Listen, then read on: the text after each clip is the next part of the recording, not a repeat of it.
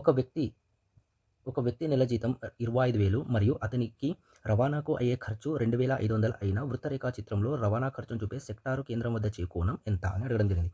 ఇక్కడ ఒక వృత్తరేఖా చిత్రంలో కేంద్రం వద్ద కోణము 360 డిగ్రీలు.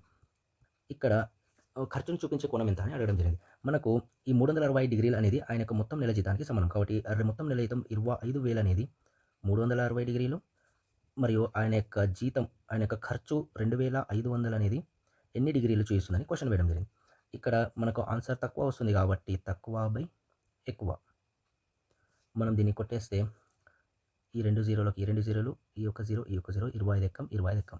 ఆన్సర్ 36 డిగ్రీలు. Next question. x/5, x/4, x/2, x/3, 2xల మధ్యగతం 15 అయిన x విలువ.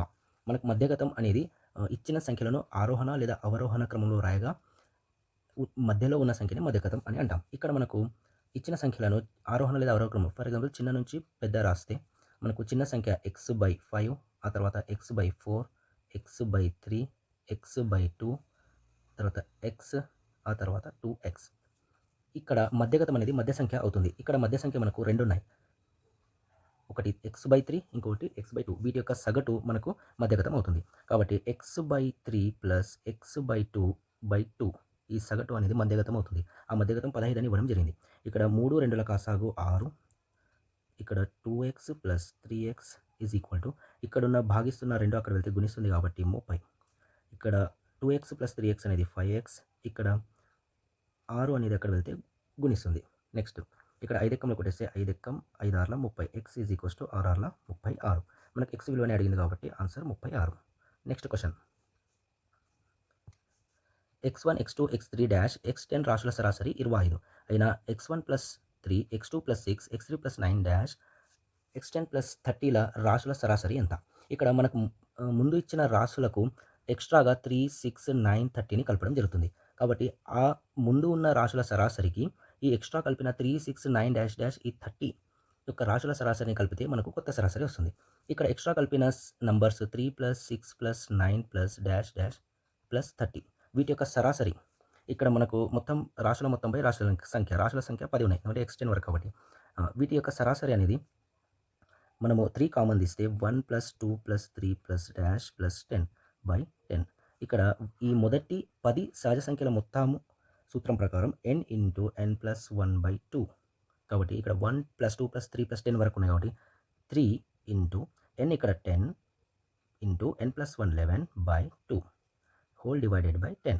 ఇక్కడ మనం 2 ఎక్కంలో కొట్టేస్తే 2 ఎక్కం 2 5 మనకు 3 ఇంటూ 11 5 55/10. ఇది ఈ ఎక్స్ట్రా కలిపిన నెక్స్ట్ దీన్ని ఇంకా సూక్ష్మీకరిస్తే మనకు 3 5 15, 3 5 16/10. ఈ 10 ఉంది కాబట్టి పాయింట్ ఇక్కడ వస్తుంది కాబట్టి 16.5. ఈ ఎక్స్ట్రా కలిపిన నెంబర్ యొక్క సరాసరి 16.5. ఆల్రెడీ మనకు ముందే ఉన్న రాశుల యొక్క సరాసరి 25. కాబట్టి ఆ 25కి ఈ ఎక్స్ట్రా వచ్చిన అంకెల సరాసరి కలిపితే వచ్చేదే కొత్త సరాసరి. వీటిని కలిపితే మనకు 41.5. ఆన్సర్ 41.5. Next question. ఒక దీర్ఘచతురస్రం పొడవు 12 సెంటీమీటర్లు, కర్ణం 15 సెంటీమీటర్లు అయినా దాన్ని చుట్టుకొలత. మనం ఒక దీర్ఘచతురస్రం తీసుకుంటే దీని యొక్క కర్ణం 15 సెంటీమీటర్లు మరియు పొడవు 12 సెంటీమీటర్లు అని ఇవ్వడం జరిగింది. ఈ దీర్ఘచతురస్రంలో ఇక్కడ 90 డిగ్రీస్ ఉంటుంది కాబట్టి ఇది ఒక లంబకోణ త్రిభుజం. లంబకోణ త్రిభుజంలో ఇది కర్ణం అవుతుంది. కర్ణం భూమి. ఇంకొక భుజం ఏమవుతుంది అంటే పైథాగరస్ త్రికాలు. మనకు పైథాగరస్ త్రికాలు తెలిసి ఉంటే డైరెక్ట్ మనం 9 వేసుకోవచ్చు. ఒకవేళ తెలియకపోతే 12, దీన్ని x అనుకుంటే x భుజం స్క్వేర్ ప్లస్ భుజం స్క్వేర్ ఈజ్ ఈక్వల్ టు కర్ణం స్క్వేర్. దీని ప్రకారం 144 plus x square is equals to 225. X square is equals to ఈ 144 ఎక్కడైతే మైనస్ అవుతుంది కాబట్టి 81. ఎక్స్ ఈజ్ ఈక్వల్ టు 9 అవుతుంది. రూట్ చేస్తే 81ని. సో ఈ విధంగా 9 వస్తుంది మనకు. అయితే మనకు అడిగింది దాని యొక్క చుట్టుకొలత. దీర్ఘచతురస్రం యొక్క చుట్టుకొలత సూత్రము 2 ఇంటూ ఎల్ ప్లస్ బి. కాబట్టి ఇక్కడ 2 పొడవు అనేది 12, వెడల్పు 9. 2 into 21 42. Answer 42 centimetres. Next question. 20:25 మరియు 30:35 విలోమ నిష్పత్తుల బహుళ నిష్పత్తి 1204x అయిన xకు సమానమైనది. ఇక్కడ మనకు 20:25 అంటే 20/25, అలాగే 30:35 యొక్క విలోమ నిష్పత్తి. 30/35 యొక్క విలోమ నిష్పత్తి 35/30 అవుతుంది. దీన్ని రివర్స్ అయితది. లవహారాలు మారతాయి. వాటి యొక్క బహుళ నిష్పత్తి మరి ఈ రెండింటి యొక్క బహుళ నిష్పత్తి ఏమవుతుందంటే ఈ రెండింటి యొక్క లబ్దం. అయితే ఈ బహుళ నిష్పత్తి అనేది మనకు 1204/x అని ఇవ్వడం జరిగింది. ఇక్కడ మనం దీన్ని సూక్ష్మీకరిస్తే x విలువ మనకొస్తుంది. ఇక్కడ సూక్ష్మీకరిస్తే ఈ 0, 0 క్యాన్సల్. ఇక్కడ 5 5 ఇక్కడ 5 వెల్ల 7 ఎక్కం 7 ఎక్కం 7 7 వేల 49 7 రెంట్ల 14. కాబట్టి ఈ x ఇక్కడ x into 2 2x is equal to 172 into 5 into 3. ఇక్కడ రెండెక్కంలో కూడా వెళ్తే రెండెక్కం 2 16 2 6 12. x is equals to 86 into 5 ముళ్ళ 15. x ఈజ్ ఈక్వల్స్ టు ఈ రెండింటిని మల్టిప్లై చేస్తే 1290 వస్తుంది. ఆన్సర్ 1290. Next question. రాధిక పాత వస్తువులను కొని అమ్మే వ్యాపారం చేయను. ఆమె ఒక పాత రిఫ్రిజిరేటర్ను 8000కి కొన్నది. 500 రవాణాకు 500 మరమ్మతులకు ఖర్చు చేసింది. కాబట్టి తాను 500 రవాణాకు 500 మరమ్మతుకు చేసింది కాబట్టి తన యొక్క రిఫ్రిజిరేటరు మొత్తంగా 9000 రూపాయల కాస్ట్ పడ్డది. అయితే ఈ 9000 రూపాయలు విలువ చేసే రిఫ్రిజిరేటర్ను ఆమె 9900కు అమ్మింది. ఎక్కువకే అమ్మింది కాబట్టి లాభమే వస్తుంది. కాబట్టి లాభ శాతం కనుక్కోవాలి. ఎంత లాభం అమ్మిందంటే ఈ 9900కి అమ్మింది కాబట్టి 900 లాభానికి అమ్మింది. కొన్న వెల 9000 ఇంటూ 100. దీన్ని మనం సూక్ష్మీకరిస్తే ఈ 2 జీరోలు ఈ 2 జీరోలు ఈ 0 ఈ 0 9 ఎక్కం 9 పాదులు కాబట్టి 10% లాభం. Next question. 10% బారుబడి చొప్పున 6880 ఎంత కాలానికి 7224 అవుతుంది. ఈ అసలు అనే 6880 అనేది మొత్తము 7224గా మారింది కాబట్టి ఈ మొత్తం నుంచి అసలును తీసేస్తే మనకు వడ్డీ వస్తుంది. కాబట్టి 7224 నుంచి ఈ అసలుని 8880 తీసేస్తే మనకు వచ్చిన వడ్డీ 4లో 0 అవుతాయి 4 4 3 0. ఈ 344 అనేది వడ్డీ. అయితే మనకు బారు వడ్డీ సూత్రము SI is equals to PTR/100. ఇక్కడ మనకు SI బారు వడ్డీ 344 ఈజ్ ఈక్వల్స్ టు P మనకు 6880 into T into R 10% divided by 100. దీన్ని సూక్ష్మీకరిస్తే ఈ 0 ఈ 0 ఈ 0 ఈ 0 ఇక్కడ 344 ఎక్కం 344 రెంట్ల కాబట్టి T ఈజ్ ఈక్వల్స్ టు 1/2 సంవత్సరాలు. 1/2 సంవత్సరాలు అంటే 6 నెలలు. Next question. దీర్ఘచతురస్రం మరియు చతురస్రం యొక్క చుట్టుకొలతలు సమానం. దీర్ఘచతురస్రం యొక్క పొడవు వెడల్పులు వరుసగా 30 సెంటీమీటర్లు 20 సెంటీమీటర్లు అయిన వాటి వైశాల్యాల భేదం ఎంత? మనకు ఒక దీర్ఘచతురస్రం యొక్క పొడవు వెడల్పులు ఇవ్వడం జరిగింది. దాని యొక్క చుట్టుకొలత ఎంత అవుతుందంటే 2 ఇంటూ L ప్లస్ B కాబట్టి 2 ఇంటూ L 35 ప్లస్ B అనేది 25. మనకు చుట్టుకొలత వీటి మొత్తం 60 కాబట్టి 120 సెంటీమీటర్స్ అవుతుంది. అయితే ఇదే చుట్టుకొలత మనకు చతురస్రానికి కూడా గలదు. కాబట్టి చతురస్రం యొక్క చుట్టుకొలత 4A ఈజ్ ఈక్వల్స్ టు 120 కాబట్టి A ఈజ్ ఈక్వల్ టు 4 4 ముళ్ళ 0 30 సెంటీమీటర్లు అవుతుంది. ఇక్కడ చతురస్రం యొక్క పొడవు 30 సెంటీమీటర్లు, దీర్ఘచతురస్రం యొక్క పొడవు వెడల్పులు మనకి ఇవ్వడం జరిగింది. వాటి యొక్క వైశాల్యాల భేదం అడగడం ఇది. సో మనకు చతురస్రం యొక్క వైశాల్యం మనకు A² మరియు దీర్ఘచతురస్రం యొక్క వైశాల్యం L ఇంటూ B. వీటి యొక్క భేదం కాబట్టి మైనస్ A² మనకి 30² మైనస్ L 35 ఇంటూ 25. 30² అంటే 900 మైనస్ 25 5 125 25 3 75 87. మనం తీసేస్తే 25 centimetres. Answer 25 centimetres. Next question. ఒక కోణం యొక్క పూరక కోణం దాని సంపూరక కోణంలో 20% ఉన్న ఆ కోణం కొలతలు. ఆ కోణం మనం x అనుకుంటే దాని యొక్క పూరక కోణం అనేది సంపూరక కోణంలో 20%. సంపూరక కోణంలో 20% అంటే 25/100కి సమానమని ఇవ్వడం జరిగింది. ఇక్కడ పూరకోణం x యొక్క పూరక కోణం ఏమవుతుంది 90 మైనస్ x అవుతుంది. అలాగే x యొక్క సంపూరక కోణము 180 మైనస్ x అవుతుంది ఇంటూ 25/100. దీన్ని సూక్ష్మీకరిస్తే 25 ఎక్కం 25 నల్ల. ఈ 4 అనేది ఇక్కడ వెళ్తే మల్టిప్లై అవుతుంది కాబట్టి 4 9 36 36 0 minus x is equal to 180 minus x. ఇక్కడ ఈ xని అక్కడ పంపిస్తే ఇక్కడ 4 మల్టిప్లికేషన్ కాబట్టి ఇక్కడ 4x. ఈ 4x అక్కడ వెళ్తే ప్లస్ 4x అవుతుంది కాబట్టి ఇక్కడ 360 minus 180 is equals to 4x minus x. ఇక్కడ 180 is equal to 3x. x is equal to 60. ఆ కోణం 60 అవుతుంది. Next question. 39 యొక్క వర్గం మరియు 40 యొక్క వర్గాల మధ్య గల పూర్ణ సంఖ్యల సంఖ్య. మనకు 2 వరుస సంఖ్యల యొక్క వర్గాల మధ్య గల పూర్ణ సంఖ్యల సంఖ్యకు సూత్రం 2n. కాబట్టి ఇక్కడ n అనేది 39 కాబట్టి ఆన్సర్ 78. Next question. అడ్డు మరియు నిలువు సౌష్ఠవ రేఖలను కలిగి ఉన్న ఆంగ్ల అక్షరం. అడ్డు సౌష్ఠవ రేఖ మరియు నిలువు సౌష్ఠవ రేఖ రెండు కలిగి ఉన్న అక్షరం అనేది మనం ఆప్షన్స్ ద్వారా గమనిస్తే ఎక్స్ మాత్రమే కలదు. కాబట్టి ఆన్సర్ ఎక్స్. Next question. ఒక వ్యక్తి 16 అరటి పండ్లను 24 కొని 8 పండ్లను 18 చొప్పున అమ్మగా అతనికి వచ్చే లాభం శాతంలో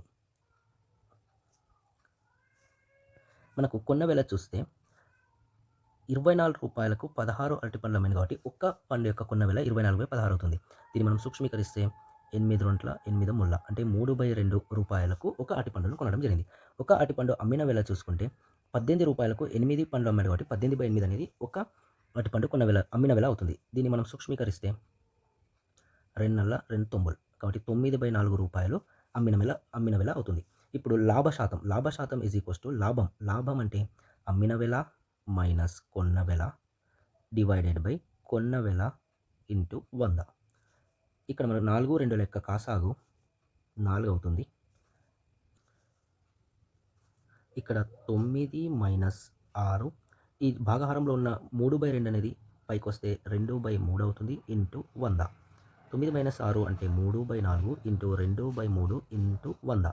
దీన్ని మనం సూక్ష్మీకరిస్తే 3 ఎక్కం 2 ఎక్కం 2 రొంట్ల 2 ఎక్కం 2 5 10 0. ఆన్సర్ 50%.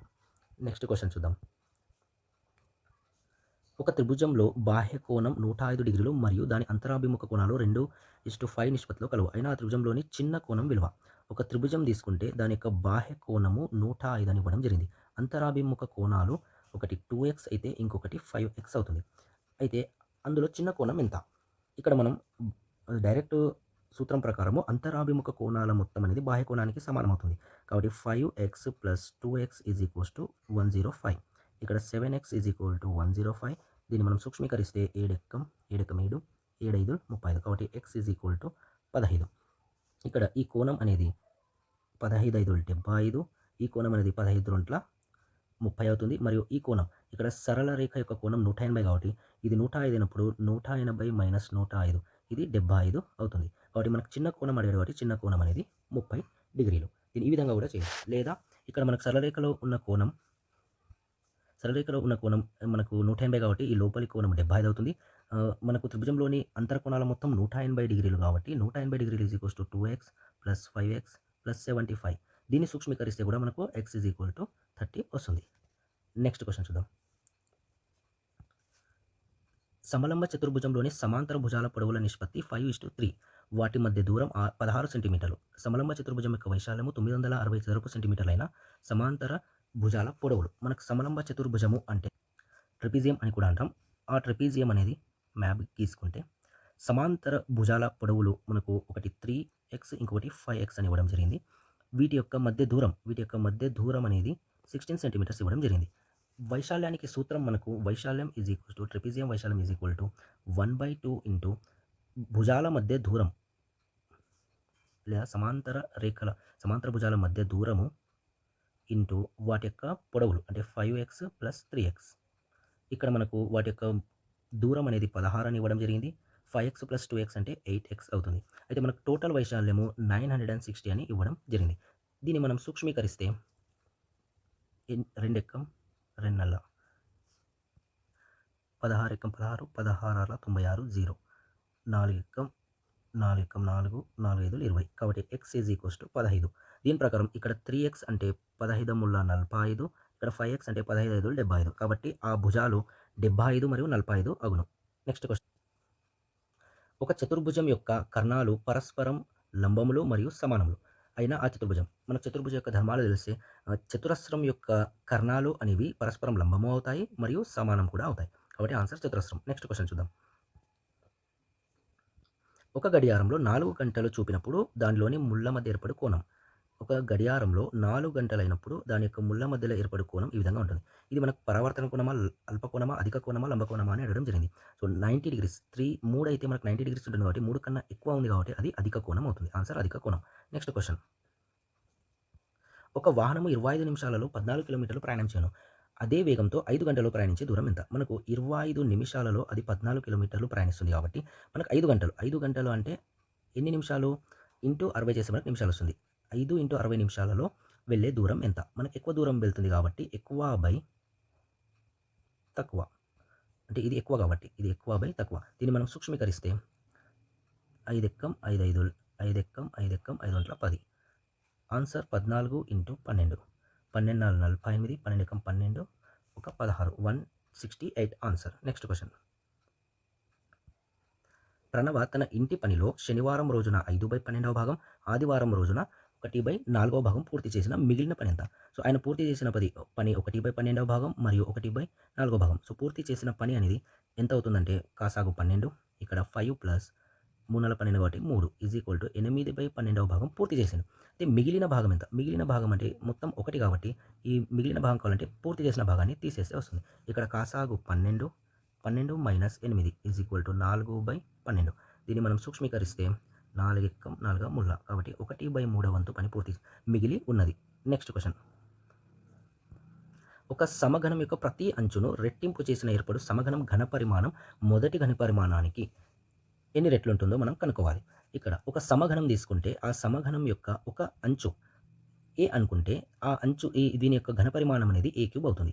ఈ అంచుని మనం ఏం చేస్తున్నామంటే రెట్టింపు చేస్తున్నాం. రెట్టింపు చేయడం అంటే 2a చేస్తున్నాం. ఈ 2a చేసినప్పుడు దాని యొక్క ఘనపరిమాణం అనేది హోల్ క్యూబ్ అవుతుంది. హోల్ క్యూబ్ అంటే ఇది 8a cube. First a cube ఉన్నది.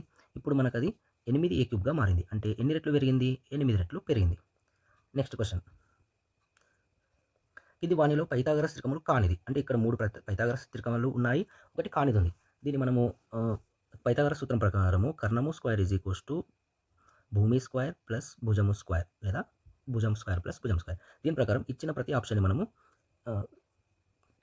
ప్రతి ఆప్షన్ని మనం చెక్ చేసుకోవాలి. ఏదైతే కాదో అది ఆన్సర్ అవుతుంది. ఇక్కడ మనకు 6 square plus 8 square is equal to 10 square. ఇక్కడ 6 square 36 plus 8 square 64 is equals to 10 square 100. 66 plus 64 100 అవుతుంది. కరెక్టే. కాబట్టి పైథాగరస్ త్రికము అవుతుంది. నెక్స్ట్ చూద్దాం. 9 square plus 12 square is equal to 15 square. ఇక్కడ 9 square 81, 12 square 144 is equal to 225 అవుతుందా? 15 స్క్వేర్ అవుతుంది. ఇది కూడా పైథాగరస్ త్రికము. నెక్స్ట్ ఇంకొకటి చూద్దాం. 8 square plus 15 square is equal to 17 square. 8 square అంటే 64 plus 15 square 225 is equal to 17 square 289. మనకు ఈ రెండింటి మొత్తం అనేది 289 అవుతుంది. కాబట్టి ఇది కూడా పైథాగరస్ త్రికము. నెక్స్ట్ ఇక మిగిలిందే మనకు ఆన్సర్ అవుతుంది. అయినా దీన్ని చెక్ చేద్దాం. 5 square plus 17 square is equal to 19 square. 5 square 25, 17 square 289 is equal to ఎంత? మనకి ఈ రెండింటి మొత్తం అనేది మనకు 9, 5, 14, 9, 2, 11, 3, 314. కానీ 314 అనేది 19 స్క్వేర్ కాదు.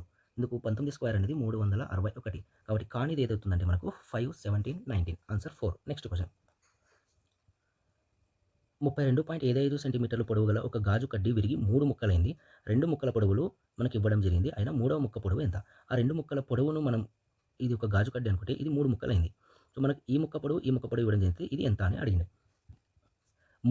మొత్తం నుంచి ఈ రెండింటి యొక్క మొత్తం తీసేస్తే మనకు ఆన్సర్ వస్తుంది. ఫస్ట్ ఈ 2 ముక్కల యొక్క పొడవుల మొత్తం చూస్తే మనకు 7.05, ఇంకొకటి 12.325. వీటి యొక్క మొత్తం 573.91. సో, 19.375 అవుతుంది. సో, మిగిలిన ముక్క మూడో ముక్క యొక్క పొడవు అనేది మొత్తం పొడవులో నుంచి ఈ రెండింటి మొత్తం తీసేసి వస్తుంది. కాబట్టి మొత్తం పొడవు 32.75, ఇందులో నుంచి 19.375 తీసేసాం. ఇక్కడ ఏం లేదు కాబట్టి 0 అని అనుకుంటాం. దీన్ని మనం సూక్ష్మీకరిస్తే అనగా తీసేస్తే మనకు 10లో 5 పోతే 5, ఇక్కడ 14లో పోతే 7, ఇక్కడ 6లో 3 పోతే 3, ఇక్కడ 12లో 9 పోతే 3, ఇక్కడ 2లో 1 పోతే 1. 13.375 ఆన్సర్ అవుతుంది. Next question. ఇచ్చిన సంఖ్యను మనం సూక్ష్మీకరించాలంటే వి బోర్డ్ మాస్ ప్రకారం మనం ఫస్ట్ బ్రాకెట్ చేస్తాం. ఇక్కడ మనకు బ్రాకెట్ ఉంది కాబట్టి దీన్ని సూక్ష్మీకరిద్దాం. దీన్ని సూక్ష్మీకరిస్తే ఇది మనకేమవుతుంది? 124 minus 48 divided by 6 plus 4 into ఇక్కడ 3 మైనస్ ఇంటూ మైనస్ ప్లస్ అవుతుంది కదా, ప్లస్ 6 అవుతుంది. నెక్స్ట్ తర్వాత మనం డివిజన్ చేయాలి కాబట్టి ఇక్కడ డివిజన్ చేద్దాం. ఇక్కడ డివిజన్ ఎక్కడ ఉంది? 48 డివిజన్ 6 కాబట్టి 6 ఎక్కం 6 48 కాబట్టి 124 మైనస్ 8 ప్లస్ ఇక్కడ మనం మల్టిప్లై చేస్తాం తర్వాత కాబట్టి 4 ముళ్ళ 12 ప్లస్ 6 124 మైనస్ 8కి 12 కలిపితే 20, 21 6, 26. 124లో 26 పోతే 98. కాబట్టి ఆన్సర్ 98. నెక్స్ట్ క్వెషన్ చూద్దాం. 7, 2, 3 అంకెలను ఉపయోగించి అంకెలు పునరావృతం కాకుండా ఉండేటట్లు రాయగల విభిన్న 3 అంకెల సంఖ్యల సంఖ్య. సో, ఈ విధంగా ఏవైనా n సంఖ్యలను మనము పునరావృతం కాకుండా ఉండేటట్లు రాయగల విభిన్న n అంకెల సంఖ్య అనేది n ఫ్యాక్టోరియల్ అవుతుంది. కాబట్టి ఇక్కడ 3 అంకెలు ఉన్నాయి కాబట్టి 3 ఫ్యాక్టోరియల్. 3 ఇంటూ 2 ఇంటూ 1 అంటే 3 రెంట్ల 6. Answer 6. Next question. Raju Ravi కన్నా ఒక్క రోజు తక్కువ 1 సంవత్సరం పెద్దవాడు. రాజు జనవరి 1, 2012 జన్మించిన రవి పుట్టిన తేదీ. ఇక్కడ మనకు రాజు మరియు రవిలలో రాజు పెద్దవాడు.